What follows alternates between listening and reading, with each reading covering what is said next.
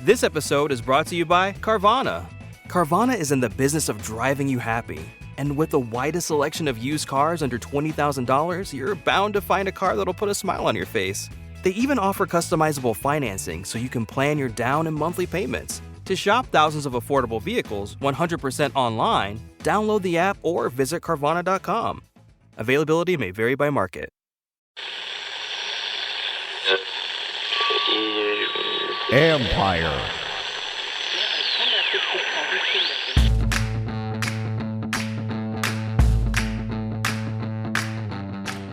Hello and welcome to my podcast. Do me a favor, subscribe to the John Conn Report wherever you get your podcasts. You're watching on YouTube. Like button, subscribe button. You can find us there as part of Empire Media. That's AMPIRE. It's always much appreciated. And while you're there, you can check out Between the Hashes. That's my son Matthew's quick but informative look at the big college football games of the weekend. Just look for that every Friday. You can also check out, now that the hockey season's underway, the All's Caps podcast. And that's with Carl Alsner, former Washington Capital, and Steve Wino, the national AP hockey writer. That's All's Caps, ALZ Caps. Check it out. Today, I'm joined by ESPN Stephen Holder, who covers the Indianapolis Colts. Going to take a look at the Colts, starting quarterback Sam Ehlinger, but also what went wrong with Carson Wentz there. Were there other teams involved in a possible trade for Wentz? And what was going on with Jim Irsay's comments about Washington owner Dan Snyder? Why does he think that Irsay made those comments? We're going to look into all that. And listen, every time Washington wins, these games become a little bit bigger, because if you win, you inch your way back into a certain spot. So you need to learn about the opposition. This is a Colts team that has had some issues that are very similar to what's been going on in Washington with the teams in general. It's kind of amazing. And Stephen and I talk about all that. But again, give me a minute and we'll get to that. First, I'm going to kind of fill you in on some other things that happened out at Washington's practice today at the Commander's facility. Number one, Chase Young did not practice today. So you probably already knew that by now. But they decided they want to have him see Dr. Andrews one more time. So now it looks like it'll be next week. I don't think there was any my understanding is there's no sort of setback.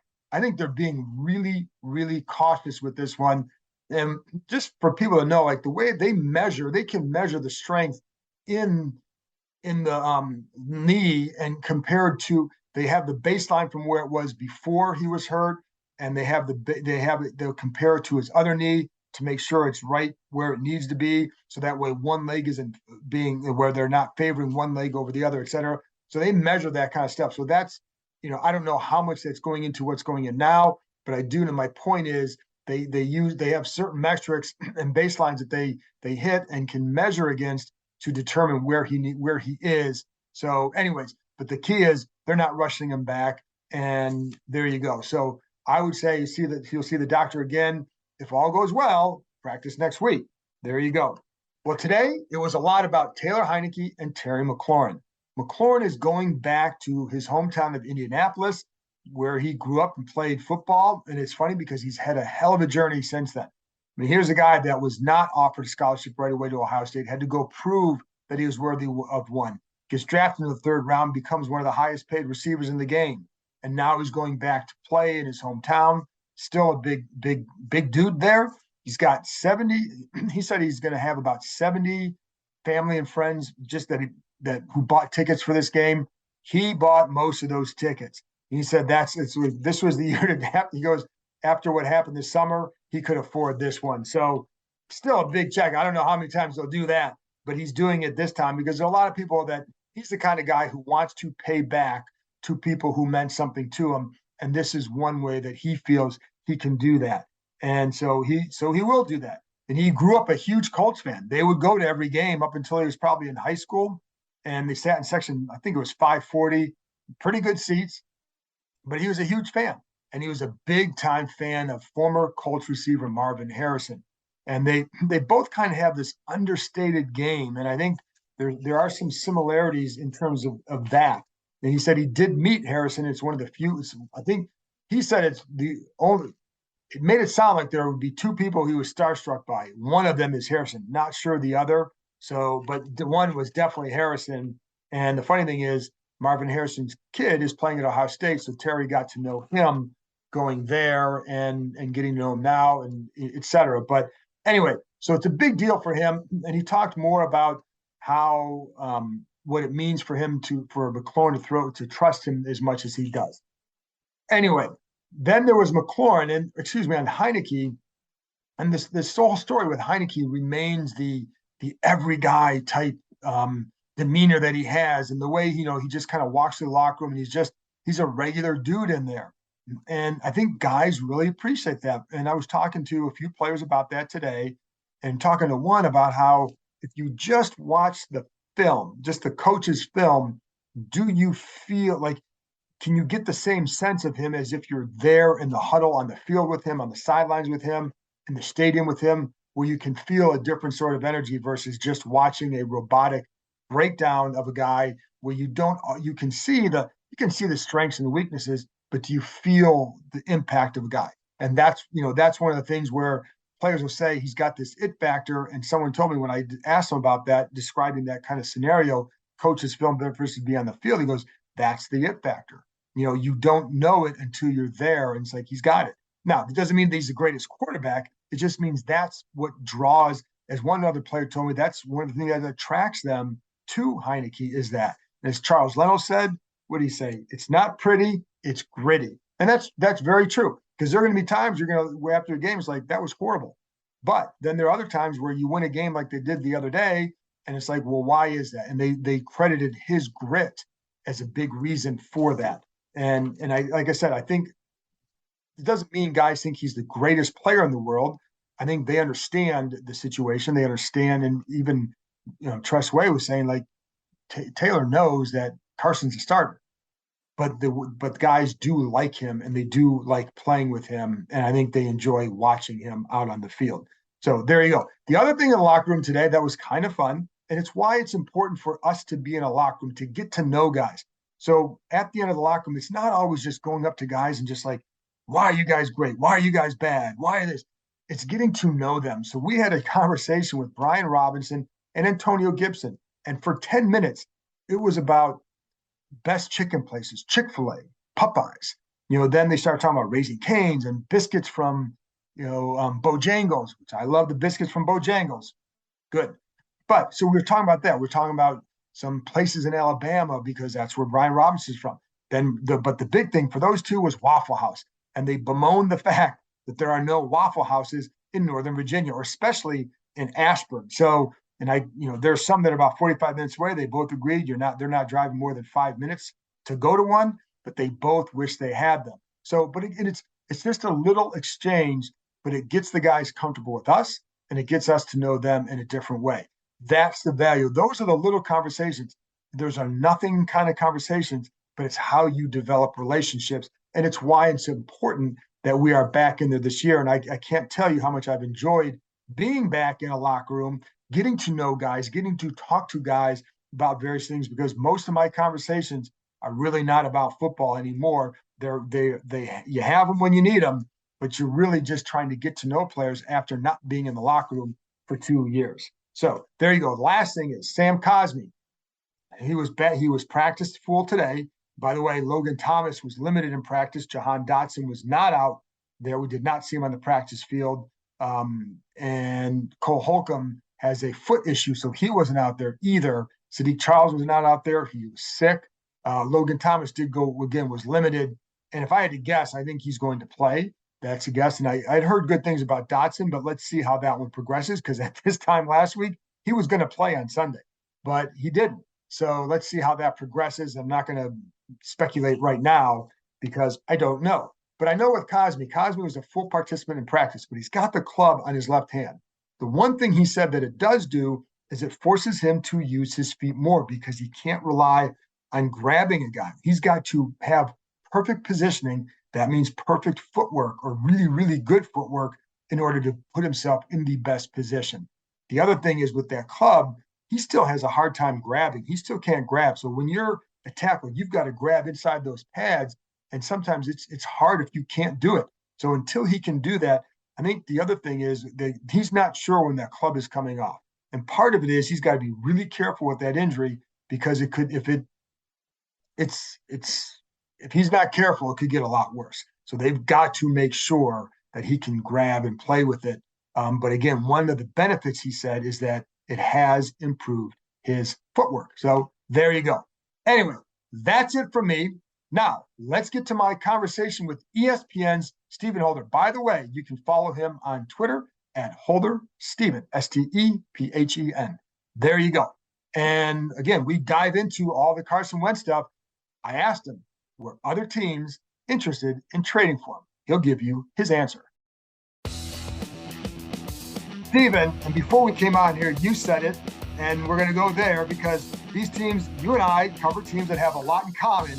And it's funny because there was a stat on Frank Reich and how many quarterbacks he's had since he's been there. I'm like, well, Ron Rivera's had 7 now starting quarterbacks in Israel. I think it's the same for Reich, right? 7, and since he's been there. Yeah, 7 starting quarterbacks. So instead of Wentz versus Ryan, we're getting Ehlinger versus Taylor Heineke. So first of all, let's fill us in on Sam Ehlinger. And you wrote a story on the hows and whys of the whole Ryan situation that's up on ESPN.com. But fill us in on Ehlinger. Why are they turning to him? Well, the first thing is that Matt Ryan's injury opened the door to this. That's the first thing. And I know what they're saying, but it is hard to envision that they do this without Ryan suffering that shoulder injury, which, by the way, is very real. I saw him in the locker room after the game, and you could tell like he's not right. He was in a lot of pain, a lot of discomfort, very obvious. So let's just get that out there. I guess we'll never know, but I think it's harder to envision it happening without the injury opening the door. So now we're here. Sam Ehlinger is a really interesting player. We don't have anything to base it on from the regular season because he's really only taken, I believe, 18 snaps, most of which were taking a knee, running a read option and 4th down. So he's not really played any extensive snaps that you can draw anything from. But his preseason and training camp experience is enough to at least demonstrate that there's something there. He is very athletic. He's a smart runner. He has a good feel for the game. His throwing and his accuracy has actually greatly improved since he's gotten to the NFL. Because if you watched him in college and even his rookie year in the preseason, it wasn't very impressive. And I just didn't think he had an NFL caliber arm. He, to his credit, has worked with Tom House, the throwing guru, of the past year or so. And I saw a really clear difference in the preseason and in training camp. Is it enough? I don't know.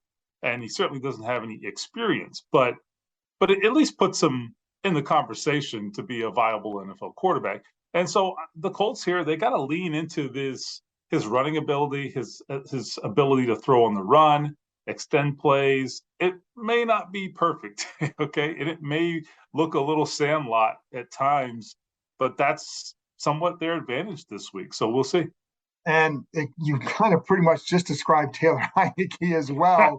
And he, too, worked on his arm strength. And the problem is if you can't step into throws, the arm strength, then it's like the old arm shows up, because like I know with House and all those guys, you got to get your hips into it. You got to get the weight transfer and all that.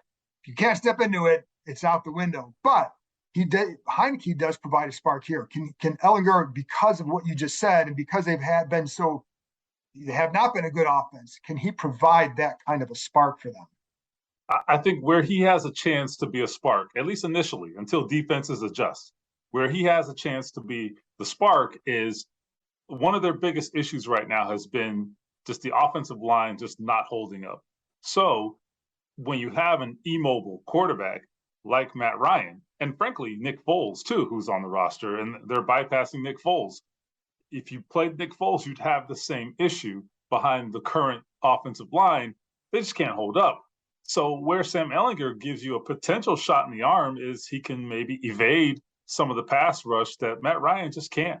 And I think after week after week of being hit, it really took a toll, I think, on Matt Ryan, not just the shoulder in itself, but just, I think, mentally as well.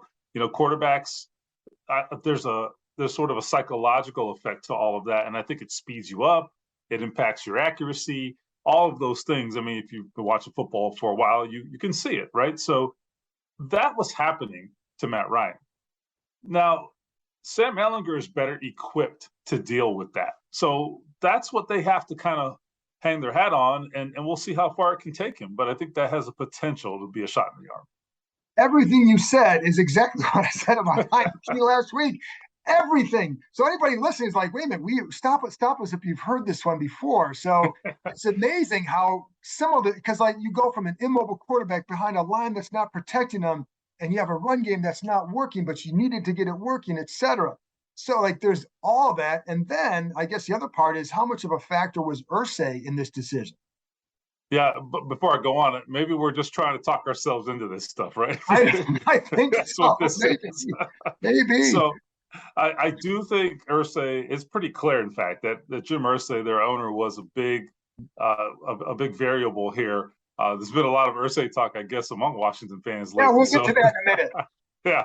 So anyhow, very happy to talk about that. It was pretty interesting. Anyway, he clearly has played a role in this, and Jim Irsay kind of has this reputation for being outspoken, obviously, but I will say in his defense, he generally lets his people operate, unfettered. And, when it comes to football matters, he really doesn't interfere that much. He wants to stay, updated on what's happening and get the explanations. He wants to hear it all. He is a football guy. He was once the GM of the team many years ago. So his football knowledge is very legitimate, but he doesn't tend to influence decisions. I don't think that's the case here. And that's because a couple of things, in my estimation. This team has kind of been floundering when it comes to quarterback for a long time. And at some point, that gets tired. I think we're at that point. We probably were at that point a long time ago, frankly. And then the other thing is, I think he understands, even though they're 3-1 right now, which is a very, viable position to be in the AFC, which is kind of watered down right now. He understands that, the fan base is restless and there's a business component to this. You got 10 games to go. People are not very optimistic about, how the team could come out of this. Their 3-1 record, frankly, has come in spite of their offense, not because of it. So I think in the long term, you worry about, whether the lack of offense could impact fan interest. The other component, I should say, one other one is we haven't seen Sam Ehlinger in this kind of scenario. We've always seen him in the preseason. And so this is a team that is clearly going to have to make some quarterback decisions in the very near future. Is he going to be the guy? I mean, history says no. Okay, a 6th-round pick is probably not going to be the guy. But they probably at least need to know. And so this gives them at least that opportunity. Have they even, like, when you talk to people, like, for example, Heineke, what I always heard would be high-end backup, low-end starter. That they felt was his ceiling. Have you got a sense about them with Ehlinger, about even before this, what they felt he would project to? Yeah, my sense is that, and some people have even stated this outright to me, my sense is that they viewed him as a backup, and possibly a very good long-term backup. I'm not saying this because he went to Texas, but he puts me in the mind of Colt McCoy. I think they have very similar games, and I see the Heineke comparisons too. I think that's accurate. And I think, Colt McCoy is a very viable backup quarterback, for a long time in the NFL. When he became a starter, it was a little hit and miss, right? So, but I think that's ideally what you want in a backup, a guy who's smart, who can play, at the drop of a hat, if called upon, who has leadership capacity. He has all that, talking about Sam Ehlinger. So that makes him an ideal backup, which in today's game, that's a critical spot, right? I mean, I think if you look at what the Cowboys have been able to do, right?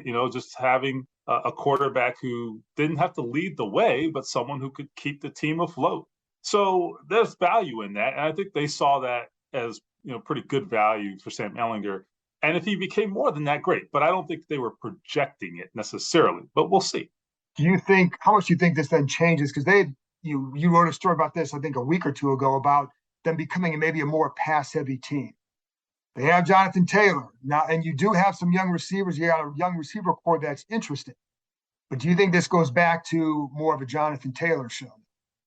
Well, yeah, I think that story really becomes invalidated now because this changes everything. Right. So and honestly, the thinking there wasn't like, oh, Matt Ryan's so good we have to throw the ball. It was two things. Number one, they aren't generating the kind of rushing offense they have in the past, which is mystifying, but it is what it is. So they haven't been able to do that, partly because of the offensive line. The other thing is, they have probably relied too much on the running game the last couple of years and didn't have enough explosiveness in their offense. And they have been struggling and wrestling with that. So Frank Reich has talked about needing to have more big passing plays, for example. So anyhow, here we are now. That kind of goes out the window because now you just kind of have to wing it a little bit, and figure out what you're going to be. We don't know. I actually do think their running game could be positively affected potentially by this. On the one hand, I worry about defenses crowding the line of scrimmage and forcing Ellinger to throw the ball, which negatively affects your running game. On the other hand, because he can get to the perimeter and do some things on the move, even as a thrower or passer, maybe that spreads you out a little bit too. So it depends on how they attack it, and we'll see. They have to be creative and they have to be very precise. But I think there are scenarios where they can kind of get their running game going, by making this move. Is it just the O-line that's struggling with the run game? Is that the big problem? It has been. I mean, Jonathan Taylor, he's been out a couple of weeks, just came back this past game. But prior to his ankle injury, he had been getting hit behind the line of scrimmage quite a bit. I mean, we looked at his numbers, for time till contact, or I forget the exact term of the stat, but basically yards before contact, I should say.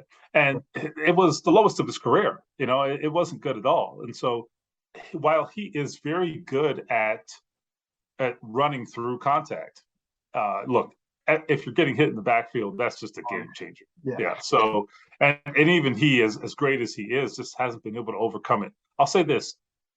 He did have a few more lanes last Sunday, and he looked better as well, too. So maybe he's turning a corner. We'll see.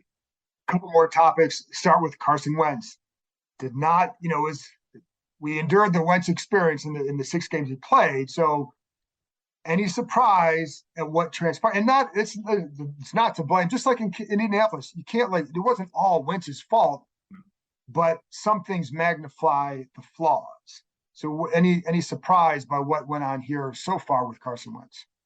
No, I think with Carson, the thing that you just have to understand going in is that the range of outcomes is going to run the gamut. It's going to have a lot of highs. It's going to have a lot of lows. And sometimes they're in the same game.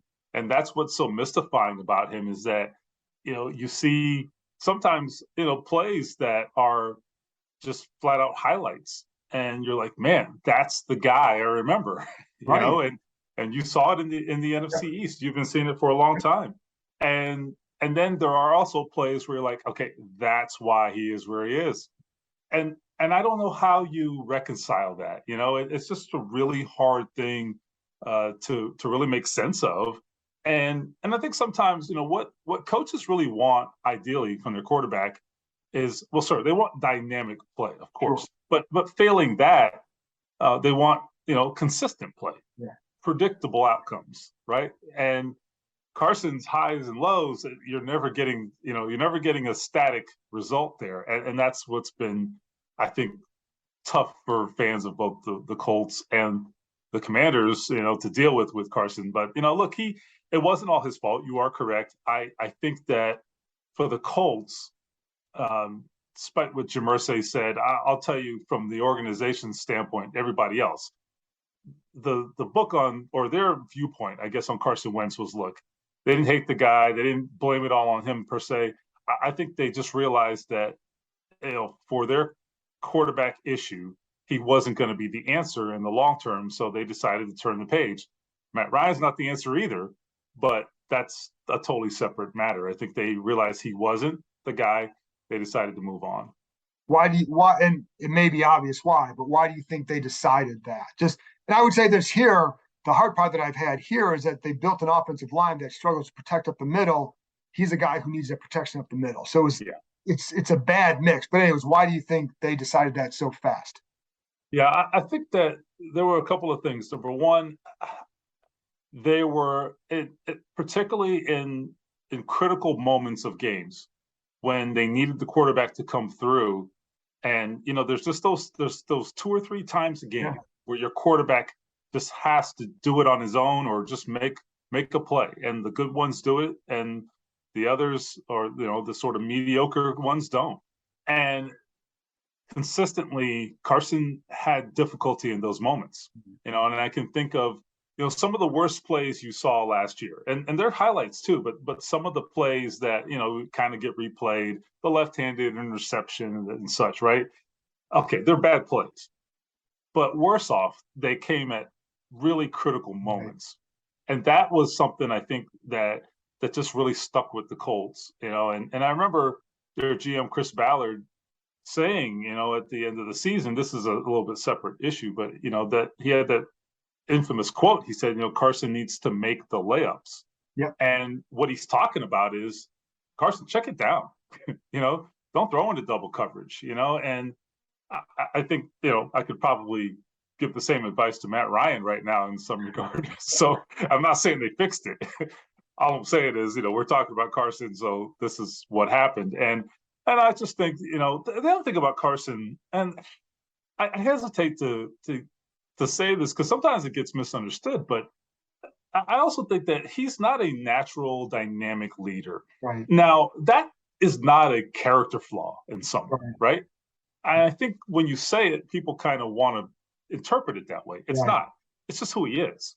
Right. Now, it doesn't mean he can't lead. It doesn't mean people don't like him. Right. I just think that this is a team that, over the last couple of years, they have had Phillip Rivers as their quarterback, Jacoby Brissett, who has had ups and downs as a player, but as a leader is off the charts. Right. Andrew Luck, same thing. And Carson he's not in that sort of profile. And I think that was something that they kind of wished they had more of last year. So there's not one reason, honestly. It's a number of things, and they just decided to turn the page. And listen, they did it before they had any inkling that they could get Matt Ryan. So it was truly not even about Matt Ryan. They independently made that decision before Matt Ryan became available. How many teams do you think were calling about Carson? I don't think a ton. I really don't. Is it more than one? I'm not so sure there was more than one. Okay. And so, I know what you're getting at. And I'm just curious. They got pretty good value. They got really good value, and got really good value. This team can move on after a year because financially, but you're still giving up a 2 and a 3 for that 1 year, and maybe not maybe only half a year. Who knows how many more? What happens the rest of the year? But that's why I'm just curious, because usually here, there are several other teams who are bidding against there, but it just seemed like it got to a place pretty fast.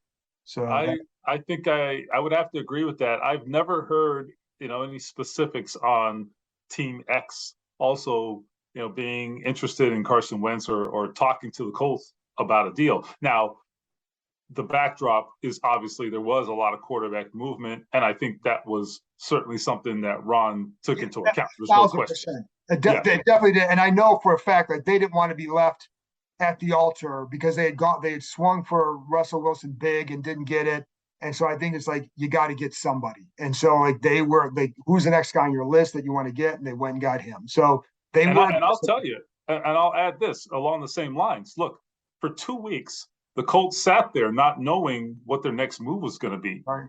And I talked to some of those coaches, okay, and they weren't sleeping at night, okay? They were like, what are we going to do? I mean, our jobs are on the line, and that was a tough situation. Now, they felt a lot of relief when they got Matt Ryan, despite how that's turned out. And they felt like that was a great outcome. And I have to agree, at the time, it looked great. you can't predict the future, right? But I will say, I also understand why Ron Rivera would take that approach to some extent and criticize the move. I think there's a lot of room to criticize it. It's a lot of compensation, but I also, understand not wanting to be on the other side of the coin where the Colts were, which was, oh my God, we don't know what we're going to do. They've been there for a couple of years. Two more real quick on the defense, and then I want to get to Irsay, and then we'll wrap it up. So with the defense, where are they at? Because you can look at the stats and see what it is, but where are they? There is talent on that defense. They have they still can be a very good D. So what's going on with them? I like the defense. They're playing well. They did not allow an offensive touchdown against Tennessee on Sunday. And, Tennessee did score a defensive touchdown. So there's that. But that's been, just the latest of a handful of really, I think, impressive games. I mean, they did the best job against Patrick Mahomes of anybody, I think, this year. And it's just really frustrating him. He didn't play well, and to their credit, I guess, for his defense. He had a bad game. The Chiefs had a bad game overall, et cetera. But they really did frustrate him, and they did a really good job containing him too, which I think sometimes can be, where teams get in trouble against him. So they've had some ups and downs at times. Jacksonville in week 2, I can't explain what happened there, but they have slowly but surely definitely gotten on track, and I think their key guys are playing well. DeForest Buckner is really on the defensive line. He's the guy to watch. He's having a great year. Against the run, nose tackle Grover Stewart had just coming off of a 12 tackle performance at nose tackle against Derrick Henry and the Titans. So, I mean, that was just a really impressive day. And it'll be interesting to see if they get Kwity Paye back at defensive end. He's been, I think, their best edge rusher, and they're trying to get Yannick Ngakoue going, but he's in the fold as well. The other guy I would throw out there is Stephon Gilmore, who has the fountain of youth, 32 years old. This guy's playing really well. And finally, this could be the debut, I anticipate it will be the debut of Shaquille Leonard at middle linebacker. So that will be another element to watch for on defense. Makes a big difference. Last thing, Jim Irsay's comments. What'd you make of them about Dan Snyder, obviously? Didn't anticipate it. And I, after he got done, I texted somebody in the front office who was also at the meetings. Did you know this was coming? And I got in all caps, no. So anyway, I surprised at the moment, right? At the moment that I saw the comments, I was surprised. However, in retrospect, not necessarily. Like Jim Irsay has never been afraid to speak his mind. I think if you go back to recent history, go back to the summer of 2020 and the racial unrest and certainly the social justice protests, he was outspoken then. When it came to things like vaccination and the Colts, in fact, being a team that were lagging in vaccination rates, Jim Irsay stepped up and called a Zoom call with reporters and talked forcefully about the importance of vaccination and he went far further than anybody else I've seen in the NFL, frankly. And so he has never been afraid to weigh in on sensitive topics. And I give him credit for that, because it's very easy for a billionaire to just sit in their ivory tower and just say, all right, well, just count my money. Why step in front of the firing squad? Why, who needs that? But he has always been willing to do it for better or worse. And certainly, the reporting from our colleagues, who have written about the Washington franchise and Daniel Snyder perhaps having ammunition and dirt on his fellow owners. Well, frankly, he doesn't care about that, Jim Irsay, because his has been out there. His demons are very, very public. Got those skeletons, but his skeletons are not in the closet. Right. And he's not hiding from it. In fact, he has taken his addiction issues, which are well documented, and to his credit, he's kind of spun it into something positive with the Kick the Stigma campaign, talking about mental health and and addiction treatment and things of that nature, and so has been very outspoken on that topic. So, look, love the guy or hate the guy, you can't deny that he's not afraid to say what needs to be said. And I think if I had to pick one owner who would have gone there, I probably would have picked him. Last thing then, do you think he was representing, I don't know, maybe you don't know this. Was he representing what other owners were saying in the room? Or do you think he was just being a maverick here? I haven't been able to pin that down, but my instincts tell me that if he said that publicly to us, I can't imagine that he hasn't said something as forceful or more forceful in the room with his colleagues. It just seems unlikely to me, I don't think that, listen, I mean, Roger Goodell was asked about it and, asked, was he upset about it? It didn't seem to bother him, and so frankly, I would be very surprised if he hasn't expressed similar sentiments.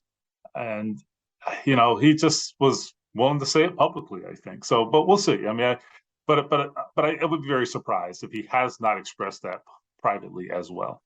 Stephen, I appreciate your time, and I look forward to seeing you on Sunday for not the Wentz-Ryan matchup. Thank you very much. Yeah, the big quarterback showdown coming up. Looking forward to it. There you go. Thank you. You got it.